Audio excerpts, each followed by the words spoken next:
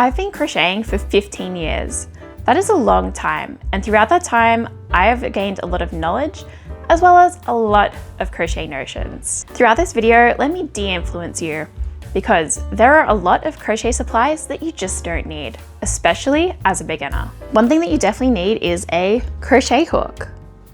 So, when you first start out, there is a big sort of urge to buy lots of hooks, and you see them in all these sort of colorful packs. Sometimes you'll see the clover ones, or I think there's tulip as well. You'll see lots of them, and they're all sort of like in these beautiful packs, and you think, wow, I just need to buy all of these packs. So you'll get like the biggest sizes, the smaller sizes, and then like the most commonly used sizes in between. I'm here to tell you that you do not need to do that. Bestie, listen. When you are just starting, all you need is one crochet hook that matches the type of yarn that you're going to be using.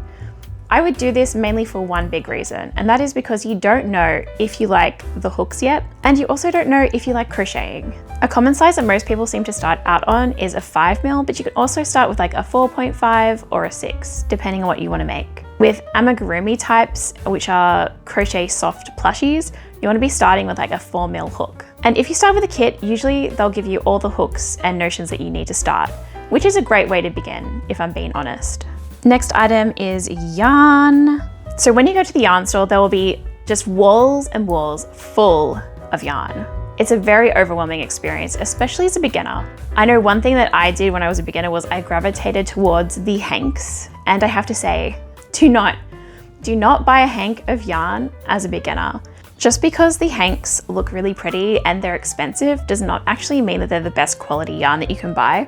Also, it's super hard to use as a beginner because you'll need the umbrella and a ball winder just to make it usable. The other yarn that I would stay away from as a beginner is the chantilly yarn. It's like a super fluffy yarn. I'll insert a little image here. When you're trying to pull that apart, it starts to shred and it's no fun at all. And I couldn't imagine starting with that yarn and then being super disappointed when I had to pull it back a little bit, only to have it rip apart. Yarn is also a super personal choice. When you're starting, you don't know what textures you like to feel. You also don't know if you have an allergy to a certain type of yarn either. Like, I found out later on that I have an allergy to certain types of acrylic yarns, but I didn't know that until I had started. So if I had just purchased bulk amounts of acrylic yarn, I would have gone, oh my gosh, there's so much that I can't use. What am I going to do with all of this? You have to resist the urge when you're in the craft store to just buy all of the yarn. I know, it's hard. I think it's good to start with a mix, but also it's good to start with a certain project in mind. So if you wanted to make a hat and you're a beginner crocheter, you'll buy one hook and a ball of yarn that will be able to make the hat. So when you're buying yarn, look for something that you, number one, like the feel and touch of, because crochet is a very tactile type of activity. And number two, don't buy a huge quantity. You can always come back for more later, especially after you've worked with it a bit to see how it feels. Now I'm going to be talking about notions. So there are plenty of notions and things that people buy that you really don't need, but there are some essentials that you do. Number one is a darning needle. Do not buy a plastic darning needle. It doesn't glide properly through the yarn. You really just want one good metal one. And later on, if you're doing smaller projects or larger projects and you need a different size darning needle, that's totally fine. The next thing that you really don't need is this gauge for crochet and knitting needles. This one is kind of useful because it has a bit of a blade here so you can cut your yarn, and it does have a square so you can have a look at your gauge, but some of them are just these holes up here. And when you're starting, you don't need this because your crochet hooks will still have the numbers and the letters of what they are on the hook. So it's not going to be really that useful for you. If you get into crochet a bit later, I would say get this Knit Pro one. Actually, I don't know if they're called Knit Pro anymore. But still, you don't need one when you're first starting out. And I would say I hardly ever use this tool, so you can just use a tape measure, honestly. Your crochet hook has the number or the letter perfectly printed on there. I wouldn't worry about it just yet. You can always put a little bit of clear nail polish over the hooks that have just printed on text, but my one's like embossed into it, so it's not coming off. The next are these things, which are stitch markers. Look, you don't need to buy stitch markers right off the bat.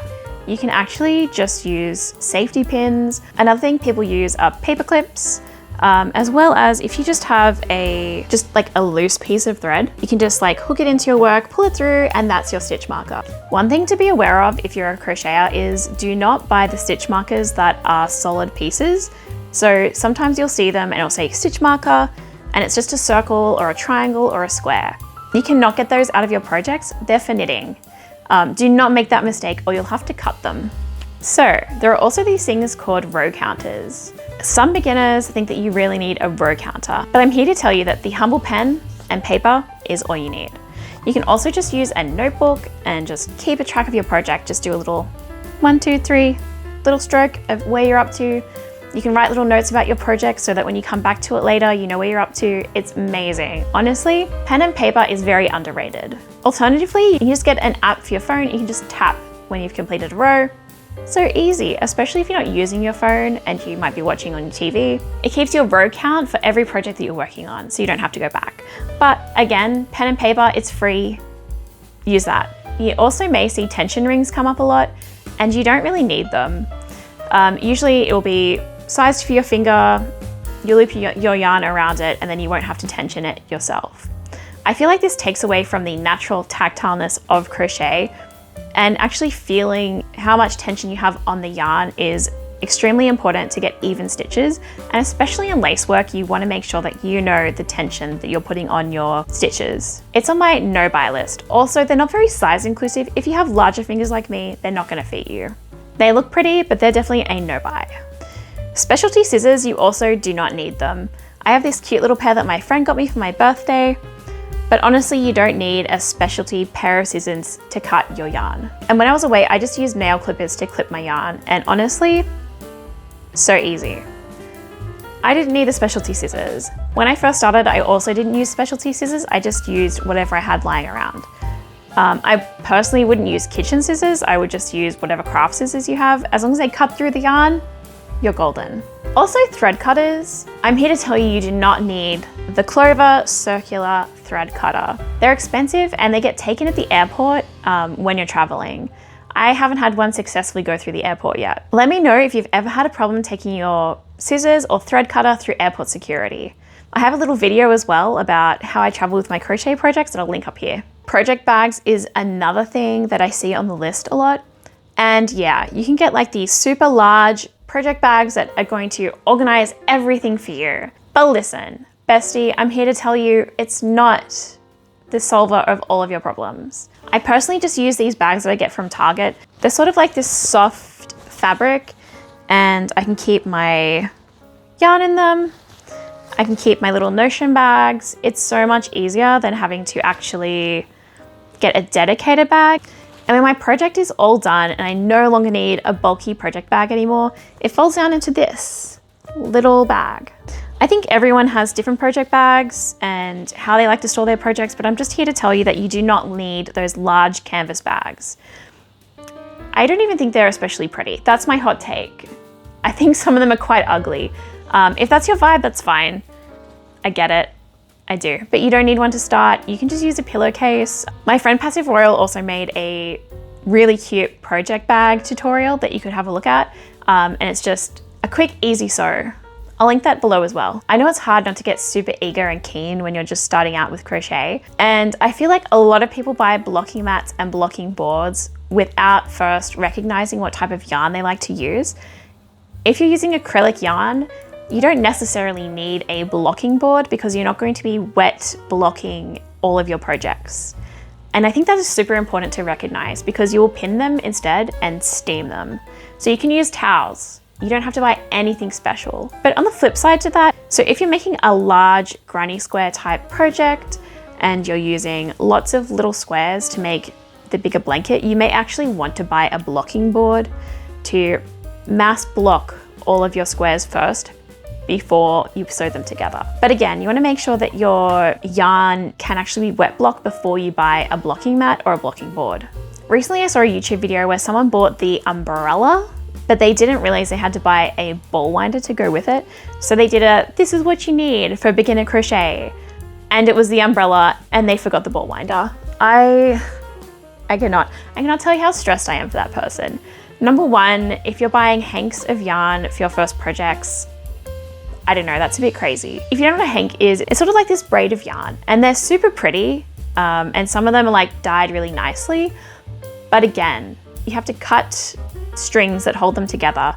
Then you have to unravel them, put them on the umbrella, open up the umbrella, and then you need a ball winder to wind it all together. This is a lot of effort, and you honestly don't need it. You don't need it. You can also get away without using the umbrella by putting it on the back of a chair or getting someone to hold your hank of yarn like this, basically, with the yarn around them. And then you wind it into a ball. Like, you don't need it, especially if you're not working with a lot of hanks. If you just buy the odd 1 or 2 here and there, just find someone to help you wind the yarn. Again, different story if you are someone who just loves hanks and that's all you do, then yeah, buy the umbrella, but it's like $100. This one is probably my most controversial hot take, but you do not need those arm dangly ball of yarn holders. I'll insert a little picture here. You don't need them. They are the most awkward thing to use ever. They hang off your wrist, you're trying to crochet. I don't know who they're really for. People say you can take your crochet for a walk and do it that way. Or when you're out and about, it's easier, but I honestly don't think it's any easier. I like to separate time into hobby time and then active time or time with my friends. I don't think it's really fair to be like walking around with this thing on your wrist. But anyway, that's my hot take. Do not get those little dangly wrist things. Not worth it. Also, depending on how your yarn winds, you don't necessarily need those, I don't know what to call them, spiky yarn twirler thing. You basically put your yarn onto a spike and then it twirls it for you. Most yarn will say very stationary and you can like unwind it a lot easier without having to put it onto these things. Let me know in the comments below if you have one and if you enjoy it, but honestly, I don't think you need it. See how you feel about crochet first and then come back to it later if it's something that you really need. Not all yarns like work really well on these spikes. I think that's something to keep in mind as well. Once you find a yarn that you really enjoy using, then all of this stuff becomes a lot more relevant, but until then, no. No. The last thing I'm going to talk about is learning resources and also patterns. You can find a lot of patterns for free online, as well as pattern books. Some people will recommend that you have to buy certain pattern books or certain stitch journals as a beginner and it will help you. I'm here to tell you there is one free resource that everybody sleeps on. That is the library. They have so many books to teach you how to crochet. Honestly, go through them at the library, see which ones you actually like. Borrow them, spend some time with them. See which type of terms you like. You may like UK crochet terms or US crochet terms better. That's also something that you're not sure on yet. Use the free resources available to you before you go out and start buying lots of patterns.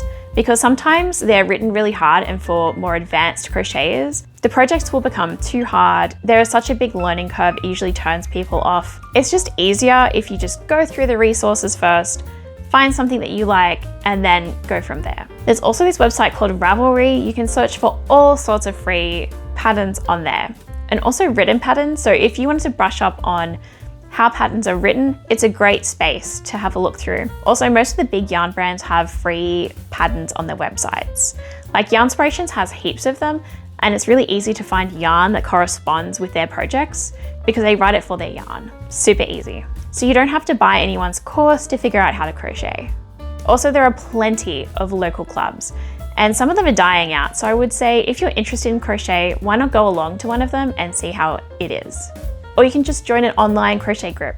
There are heaps of them now who meet on Discord and just crochet and chat. It's amazing. And that's everything. Thanks for watching. Like, comment, and subscribe for more videos.